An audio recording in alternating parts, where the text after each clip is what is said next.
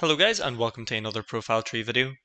So in today's video we're going to be taking a look at how to download Facebook videos without software.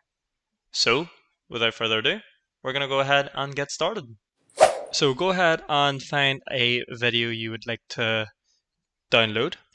So I'm going to go on the ProfileTree here, check out a couple of videos that may have some potential. So I'm going to go ahead and click on our first one here.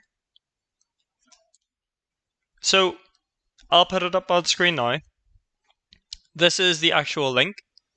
Now, what I'm going to do is I'm going to go ahead and change this from www to basic instead.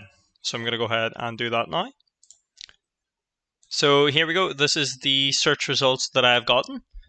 Now, all I need to do is right click, and all I need to do after that is save the video as. So before I actually said that, you want to go ahead and click into the video. It should open up a brand new tab. So it's just the actual content itself. You right click and then go ahead and click save video as. So there you have it guys. That is a quick and easy way to download a Facebook video without a software. So hopefully you guys enjoyed that video. If you did, please leave a comment in the comment section below.